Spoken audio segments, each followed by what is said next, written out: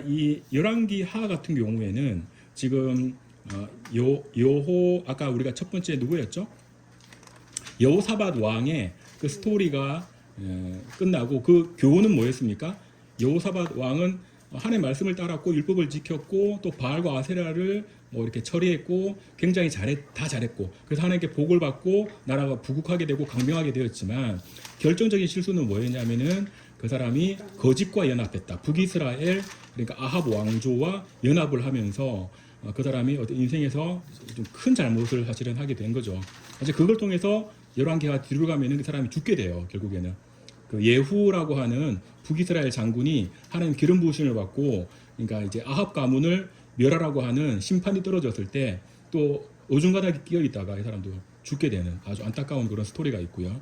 그래서 우리가 이 초반전에 믿음을 잘 잡을 수는 있지만 말씀과 따르고 율법을 따를 수 있지만 끝까지 유지하는 게 되게 필요하다.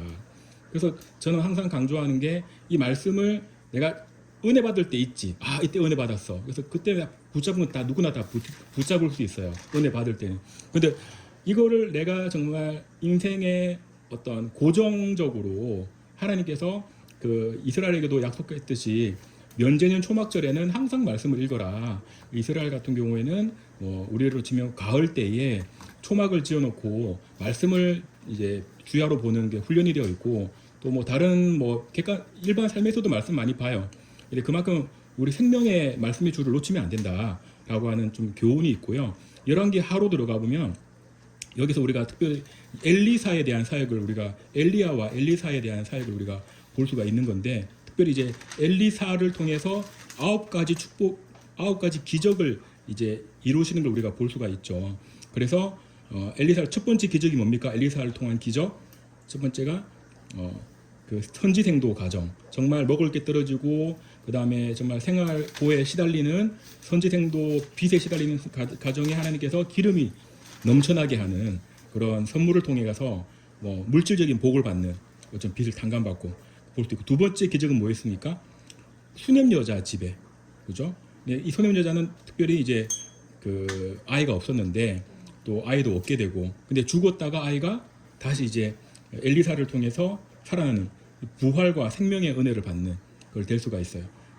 그리고 또 세 번째 기적은 뭡니까? 이제 국에 독이 있었는데 그걸 이제 독이 없어지는 그런 음식이 또 복을 받는 걸 볼 수가 있었고요. 또 네 번째는 또 100명이 먹을 그런 보리떡과 또 이런 그 곡식에 대해서 물론 이게 한 20인분밖에 안 됐는데 100명이 먹을 수 있는 수준으로 하나님께서 오병이어의 기적을 주신다. 그래서 우리가 이 기적을 한번 이 9가지 기적이 또 있겠지만 이 기적에서 우리가 꼭 점검해야 되는 거는 결과적으로 하나님 나에게 이런 기적을 주시옵소서 이렇게 적용을 하면은 좀 위험하다. 기적은 그런 결과를 바라보고 결과만 주세가 아니라 그 하나하나의 기적을 보면서 그 안에서 태도, 그분들의 삶의 어떤 모습, 하나님을 따르고 하나님을 추구하고 진리를 추구하고 생명을 추구하고 가치 있는 것을 추구하는 인생의 태도.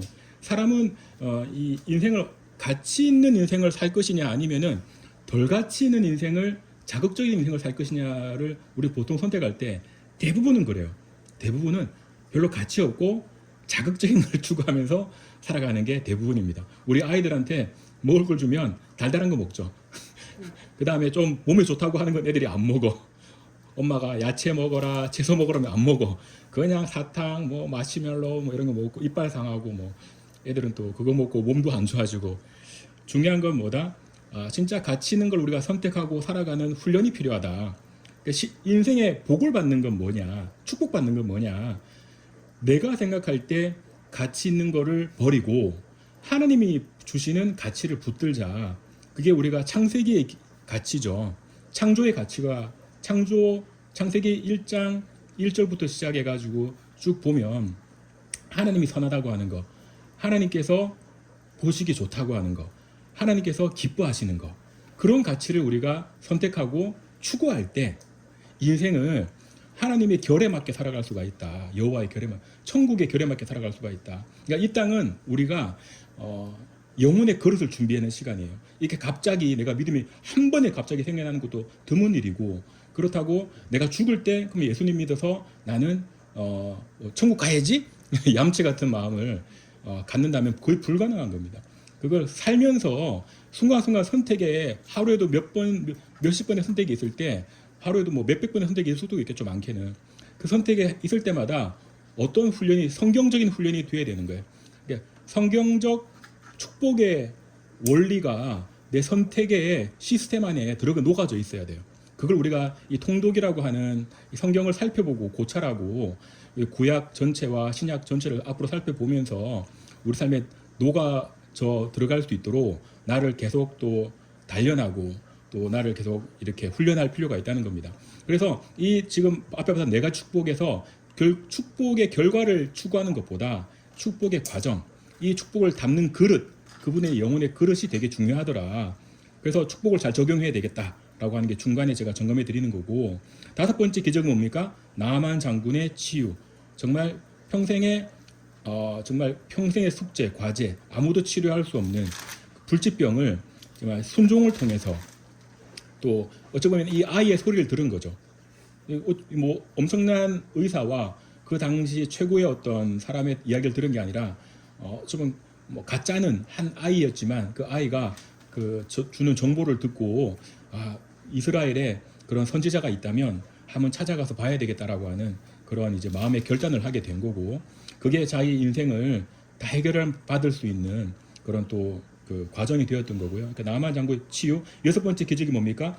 도끼. 어찌 보면 생활에 가장 필요한 그런 도구, 도끼가 다시 떠오르고 회수되는 사건을 통해 가지고 하나님께서 우리 일상생활에 깊이 있게 관여하신다. 이런 걸 봤을 때 지금 엘리사의 기적들을 쭉 살펴보면 엘리야와 좀 다르게 아주 일상적인 기적들이 굉장히 많다는 거죠. 우리 엘리야는 하늘에 불이 떨어지고 곰이 나타나서 어떻게 되고, 뭐 또 사람들이 50명의 이제 이런 사람들이 불타서 또 죽기도 하고, 나라 국가적인 또 대규모의 이적들이었다면 우리 엘리사는 아주 우리 일상생활 속에 한 가정, 한 명, 한 사람의 어떤 눈물, 또 한 사람의 어떤 인생의 절박한 어떤 과제들을 하나님께서 돌보신다라고 하는 겁니다. 그래서 우리가 하나님의 기적이 나와 멀리 떨어진 것도 아니고, 하나님의 기적이 성경에 나온 특정한 인물들에게만 주시는 게 아니라 우리 아주 사소한 나의 건강이 될 수도 있고, 내 부모님의 건강이 될 수도 있고, 또 우리 가정의 어떤 물질적인 문제가 될 수도 있고, 또 어떤 사람들은 또 가족과의 관계에 어떤 어려움이 있을 수가 있고, 근데 그런 걸 할 때 결과만 주시옵소서 하면 안 된다는 거죠. 기도의 방향이 달라져야 된다. 우리가 기도를 할 때 주님 그거 주시옵소서가 아니라 먼저 나를 돌아봐야 돼. 내가 뭘 추구하는지, 내가 하나님의 나라를 추구하는지, 내가 성경적인 가치를 추구하는지, 내 인생의 선택이 내가 잘 되려고 그냥 내가 뭐 무조건 잘 되고, 내가 무조건 뭐 복 받고, 내가 뭐 부자 되고, 이게 아니라 그 천국의 원리를 삶에서 내가 정말 녹아내는지, 그런 걸 봐야 돼. 그럼 내가 아니지. 난 아니지. 그렇잖아요. 내가 아니면 어떻게 해야 돼? 내가 회개를 해야 되는 거예요. 주님, 제가 천국의 가치, 하나님의 나라의 가치를 내가 안 추구했네요. 저는 죄인입니다. 이런 놈이 기적을 바라고 살아가다니요. 나 같은 놈은 기적을 바라서 산대. 그러다 자기를 때리지 마시고 자기 가슴을 치면서 그게 이제 회개죠. 회개하라. 하나님 나라 가까이 왔다. 마태복음, 마가복음에 보면 예수님께서 이 땅에 오셔가지고 뭘 이야기합니까? 우리한테 엄청난 기적을 갑자기 보여주신 게 아니에요. 갑자기 엘리야처럼 하늘에 불이 떨어져가지고 이 이스라엘 놈들아 회개해라. 이 로마야 이 안 하시고 하나님께서 회개하라. 하나님 나라 가까이 왔다. 우리 마음이 하나님의 원리에 맞게끔, 천국의 원리에 맞게끔 우리 마음을 기경해야 된다. 돌이켜야 된다. 회개라고 한 단어가 repent, 돌이키다, 새롭게 하다, 이런 뜻을 가지고 있어요. 근데 한국은 회개하다라고 하면 울고 불고 이것만 생각해. 그것도 있지. 하지만 더 중요한 거는 내가 과거에 잘못 생각했던 거를 돌이키는 거예요. 이렇게 내가 그 잘못된 뭐 세상의 가치관과 이런 걸 거기에 빠져 있었다면 성경적인 가치관으로 돌이켜야 되는 거예요. 그런데 이게 문제가 뭐냐? 성경적인 가치관을 돌이켰는데 성경을 몰라. 그러면 이제 조금 문제가 되는 거예요. 물론 그때 성령이 도와주세요. 성령께서. 그래서 성령이 이 땅에 오신 거예요. 설교를 듣잖아요. 이렇게 우리가 예배를 통해서, 방송을 통해서 그때 설교가 우리 뇌에 꽂혀 있어. 이렇게 이 데이터 값이 꽂혀 있어. 그럼 성령께서 그거를 다시 끄집어 가지고 이게 깨닫게 해주신 은혜가 있어요. 그래서 아무튼 우리가 돌이키는 게 되게 중요하다. 그래서 지금 우리가 9가지 축복 중에 또 7번째 축복이 뭐냐? 기적이 뭐냐? 엘리사를 통한 열왕기하 시리아 군대를 눈을 멀게 하셔서 전쟁에서 승리를 주시는 기적도 있었고, 또 8번째는 이 문둥병자를 통해서 그 국가적인 총체적인 난국을 보잘것없는 4명의 어떤 연약한 문둥병자를 통해서 거대 대국의 수십만의 대군을 몰아내는 그런 전쟁을 이기게 하시는 하나님의 기적들을 우리가 또 볼 수가 있었고, 또 이제 마지막 9번째 기적은 뭡니까? 이제 아까 등장했던 2번째 기적의 수냄 여자의 집에 다시 오셔가지고 엘리사가 와가지고 7년 동안 피신과 또 나중에 돌아와서 그 땅의 소득을 다시 찾는 모든 과정들에 있어서 하나님께서 관여하시고, 하나님께서 이 기적을 이 피하게 하셨다. 그냥 단지 난 기근을 피했어, 기근의 굶주를 피했어, 할렐루야 아멘, 이게 아니라 이 수냄 여자의 설명에 따르면 훌륭한 여인, 믿음이 신실한 여인, 평소의 행동, 그 사람들의 마음, 하나님께서 그 자녀들의 삶을 지키시고 지켜봐 주시고 또 피할 길도 열어주시고 하신다. 그래서 우리의 아주 사소한 일상생활에서도 하나님께서 우리와 함께 하신다라고 하는 것을 우리가 좀 볼 필요가 있는 거죠. 그래서 이 믿음의 과정을 인도하시고 보호하시고 또 회복해 하시는 은혜를 우리가 이 9번째 기적을 통해서 볼 수가 있습니다. 그래서 이 엘리사의 기적을 특징적으로 보면은 정말 전방위적으로 또 다양한 어떤 계층에 있는 사람들, 정말 다양한 어떤 또 연약한 사람들의 삶에 하나님께 찾아가 주셔가지고 우리를 만져주시고 치유해 주신다라고 하는 걸 우리가 좀 볼 수가 있습니다. 그래서 우리가 오늘 열왕기하 이제 지금 우리가 8장까지 마치고 다음 주는 예후가 이제 기름 부음 받고 이제 아합의 집안에 이 이세벨의 폐악들을 다 이제 심판하는 속 시원한 그런 거를 보게 될 거예요. 그래서 이 마귀를 따르는 이 바알 제사장들을 한 방에 몰아놓고 그냥 싹 그냥 다 없애버리는 아주 그냥 통쾌한 장면을 보게 되는데, 특별히 내가 보내드린 영상 오늘 바알과 아세라의 좀 꼭 보셔야 돼. 그걸 안 보면 감흥이 없어. 이게 이놈들이 얼만큼 그 북이스라엘을 멸망케 했는지, 이 신앙이, 이 죄악이 얼만큼 남유다를 멸망케 했는지를 우리가 좀 잘 봐야 되고, 그 다음에 또 봐야 되는 게 또 공부를 좀 해봐야 돼. 그게 이제 우리의 그 삶에 있어가지고 바알과 아세라가 뭔지도 우리가 좀 봐야 되는 거고. 예, 그렇게 다음 주는 보도록 하겠습니다. 수고하셨습니다.